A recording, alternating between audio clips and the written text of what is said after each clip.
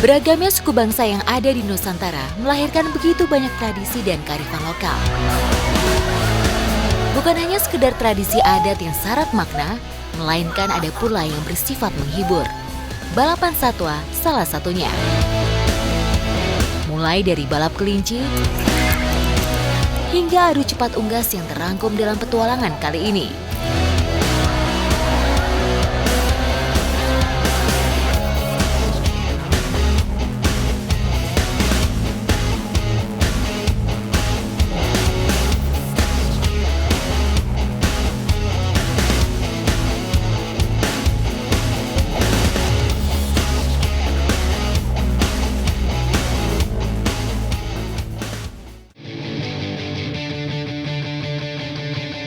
Bukan orang Madura namanya jika tidak menyukai yang namanya balapan. Kehidupan masyarakat di Pulau Garam ini memang penuh dengan kompetisi. Segala jenis adu kecepatan yang melibatkan binatang dapat kita jumpai dengan mudah. Rubaru Tambak Sari misalnya, masyarakat mengenal balapan yang berbeda dengan menggunakan binatang kelinci.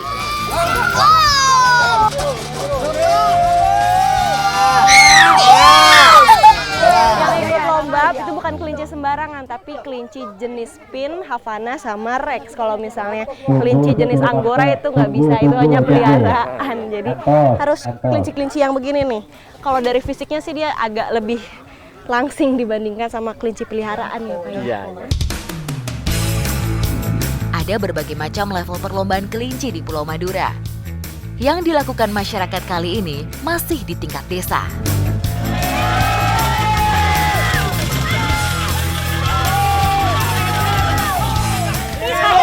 Pertama kali lihat kelinci lomba.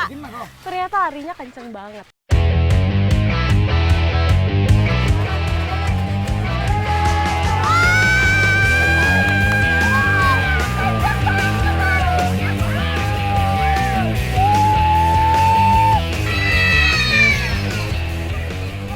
Ini gantian kloter. Si kelincinya ada kresek kantong plastik yang ditaruh di leher. Kan ada bunyi-bunyinya tuh. Nah sama ini, kelincingannya biasanya ditaruhnya di antara sini sama bagian sini. Punduk yang memang kulit paling luarnya yang tebal, jadi dia nggak ngerasa sakit.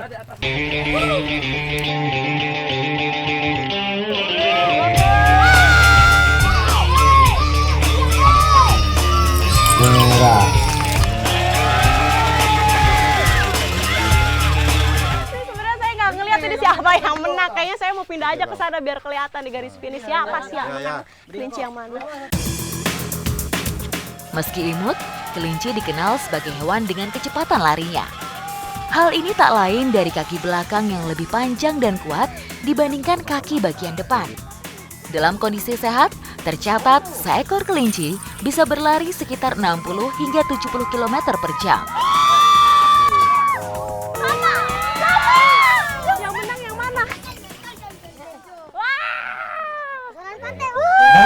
Ini dia pemenangnya. Ini tadi si jepit yang tadi ini ditaruh di ekor. Ternyata memang nggak ada bekasnya, nggak ada lukanya sama sekali. Jadi memang tidak menyakiti kelinci karena memang hanya dijepitnya di bagian bulu di sini.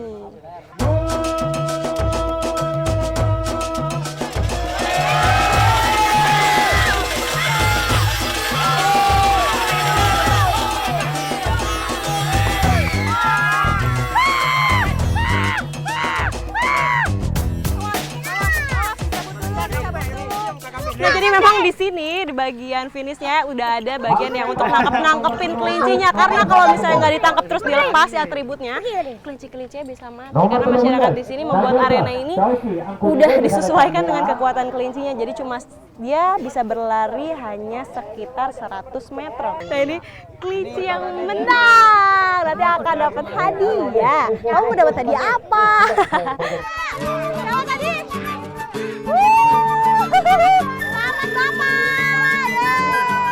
Dari balapan tingkat desa inilah, kelinci-kelinci terbaik akan dipilih kembali. Yang paling tangguh biasanya akan diikutsertakan ajang lomba yang lebih bergengsi. Semoga bermanfaat. Kekayaan Nusantara bukan hanya dari hasil alamnya saja. Budaya dan tradisi dari para leluhur merupakan kekayaan yang harus tetap dipertahankan.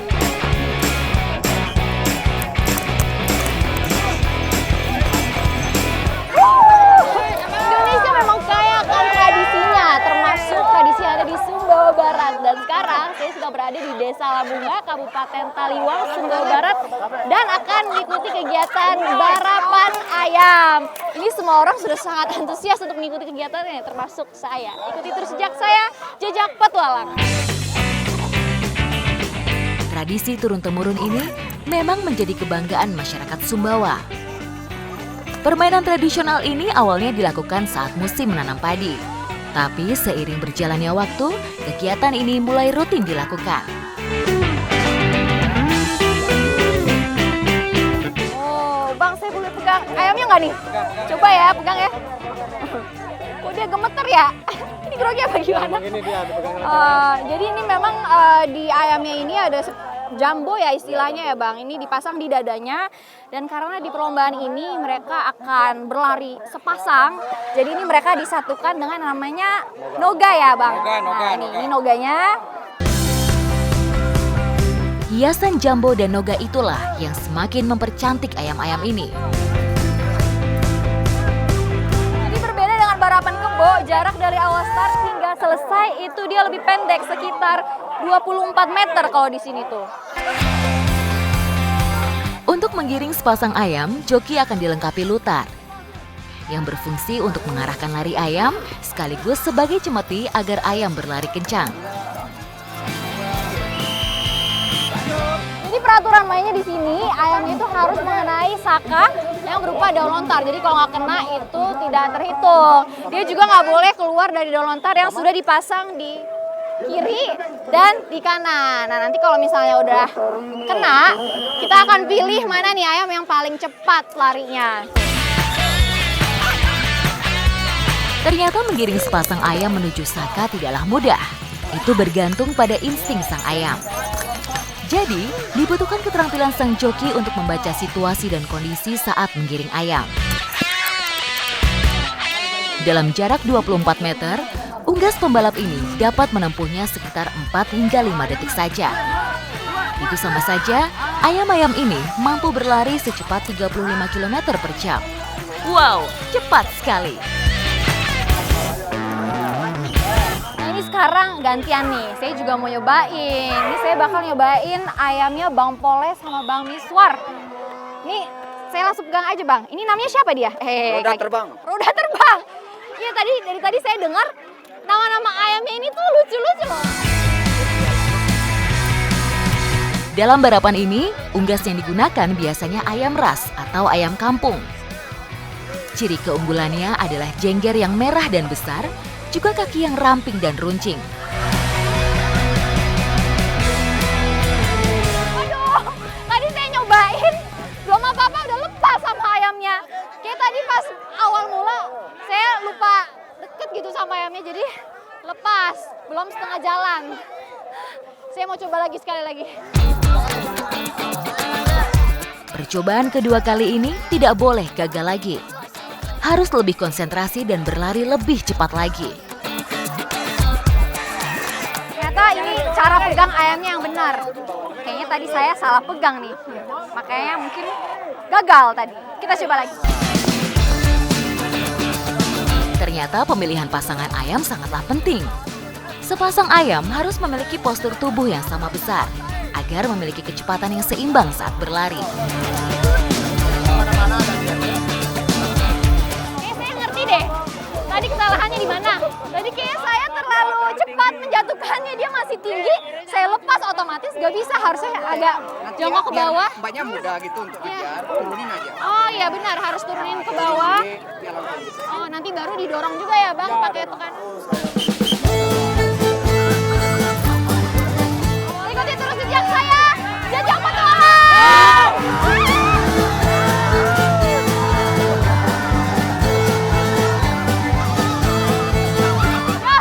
Gak kena, tapi lumayan saya nyampe sini. Ternyata susah ya ini, karena ternyata pas saya cobain, ini memang harus ada keharmonisan sama ayamnya. Kita harus benar-benar larinya tuh sesuai seirama sama ayamnya. Selain untuk melestarikan budaya leluhur, balapan ini juga membantu peternak dalam meningkatkan harga jual ternaknya. Semoga saja tradisi balapan ayam yang seru ini masih terus dipertahankan, agar anak cucu kita bisa terus menyaksikannya.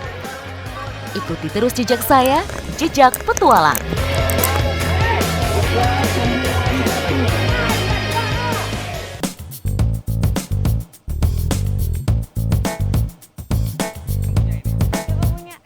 Selagi di Jawa Timur, tim Jejak Petualang mau melihat atraksi ayam terbang. Ya, namanya ayam sap-sap.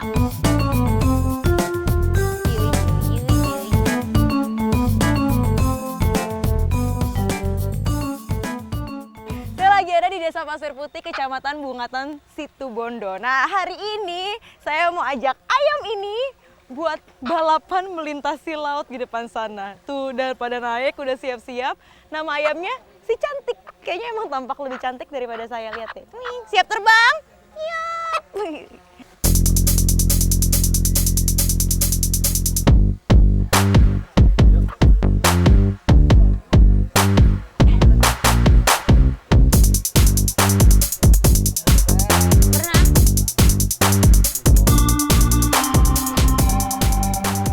Ayamnya bakal kita bawa sampai 100 meter dari bibir pantai. Dan ayamnya nggak boleh sembarangan, harus ayam kampung, terus harus betina. Karena betina itu dia bobotnya lebih ringan, habis itu badannya ramping dan sayapnya lebar. Jadi kalau terbang bisa kenceng, nggak keberatan badan.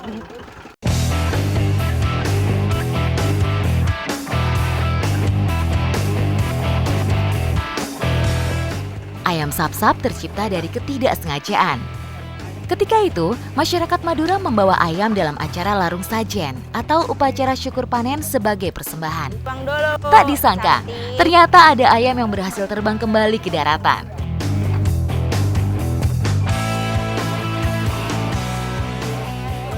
Nah, ini dinilai siapa yang menang atau enggak, itu yang ayamnya terbang paling jauh. Wih, yang terbangnya paling jauh. Hitung, Pak. Oke, persiapan. 5, 3, 2, 1, go!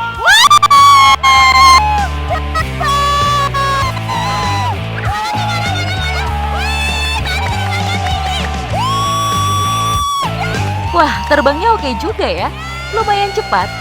Bisa mencapai 25 km per jam. Hebat juga ya.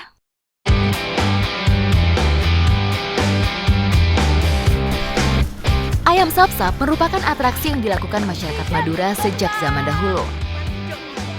Awalnya hanya dilakukan saat hari raya, tetapi sekarang bisa dilakukan kapan saja.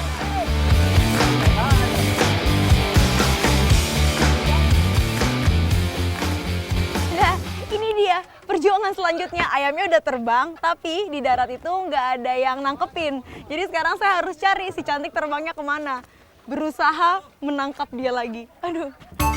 Cantik! Ya, dia nggak mau ditangkap. Cantik! Sumpah, aduh.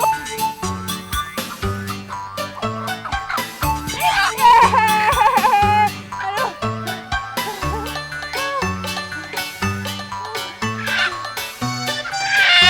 Oh, dia marah. Dia marah. Aduh.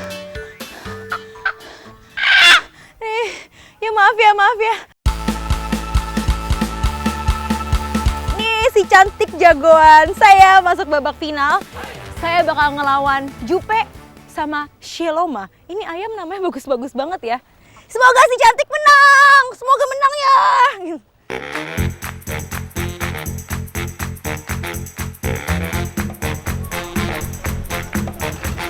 Ya bete. 5, 3, 2, 1, go!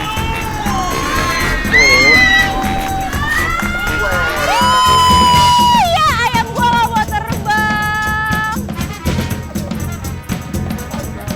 Gagal deh jadi juara ayam sap-sap. Tuh Jupe sama Seloma yang di sana. Ya sudahlah, nggak apa-apa. Ini 3 besar.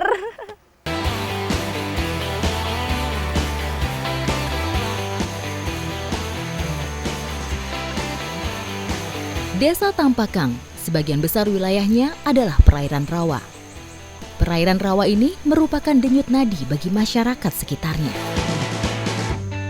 Namun bukan hanya masyarakat yang memanfaatkan perairan di sini. Hewan ternak di desa ini juga sangat bergantung sekali dengan rawa yang eksotis ini. Nah, ini pintu udah dibuka, saatnya mereka pergi berendam dan juga cari makan.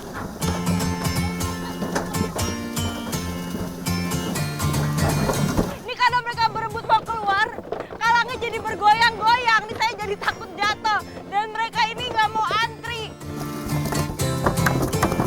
Setiap pagi, kerbau rawa akan dikeluarkan dari kalang untuk beraktivitas di tempat favorit mereka. Nah itu semuanya udah turun, udah pada main air plus cari makan. Sekarang kita mau susul karena kita mau melakukan kegiatan yang bakal seru banget. Ikuti jejak saya, jejak petualang. Menggembala kerbau di sini berbeda dari tempat lainnya. Kerbau rawa akan digembalakan oleh beberapa orang penggembala menggunakan cukung. Nah sekarang ini lagi persiapan mau perlombaan atau balapan kerbau. Tapi untuk memulainya aja tidak mudah karena kita harus bikin 2 kerbau itu di tempat yang sejajar. Terus baru nanti kebut-kebutan deh tuh, cepet-cepetan siapa yang duluan sampai. Para penggembala berusaha menggiring kerbau rawa ke arena balapan. Namun, untuk menggiring kerbau dengan bobot hampir 1 ton ini memang tidak mudah. Diperlukan usaha yang lebih untuk melakukannya. Jadi cara naikinnya bener-bener harus dari atas jukung atau perahu, dilompatin ke atas kerbaunya. Awas bang, nabrak!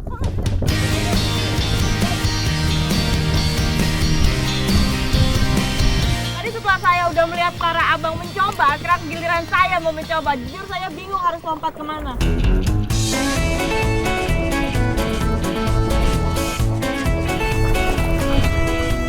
Ini katanya saya suruh pegang ekornya, tapi saya aja nggak bisa lihat ekornya di mana.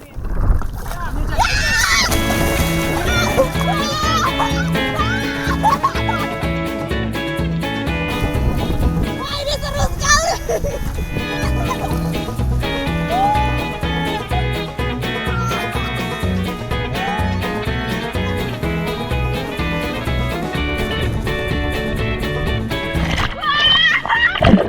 Saya mau ngajak kerbau, ini saya ditarik kerbau. Bukan senung lagi kerbau, tapi ini berang bersama kerbau.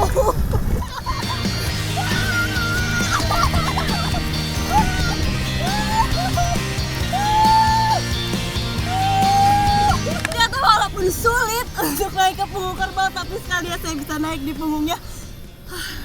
Seru sekali.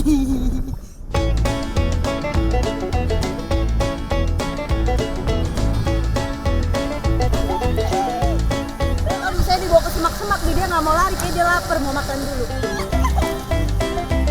Kerbau rawa memiliki kapasitas paru-paru yang lebih besar dari kerbau lainnya, sehingga ia dapat mengatur pernafasannya agar dapat mengambang di permukaan air.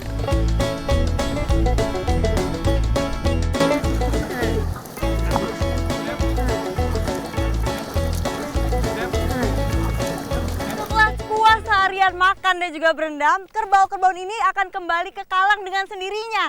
Jadi dia seperti udah punya GPS, nggak perlu lagi kita arahkan arah pulangnya. Sudah pintar mereka. Kerbau rawa termasuk hewan memamah biak yang harus selalu makan rerumputan. Dalam sehari, kerbau menghabiskan waktu 6 jam untuk makan dan 8 jam untuk mengunyah makanannya. Nah kan mereka pada pintar udah bisa naik sendiri ke kalangnya. Tuh. Nah ini tapi walaupun mereka udah tahu jalan pulang, tetap harus digiring supaya mereka tidak terlalu terpencar-pencar. Walaupun akhirnya bakal pulang juga, tapi supaya baliknya itu bersamaan.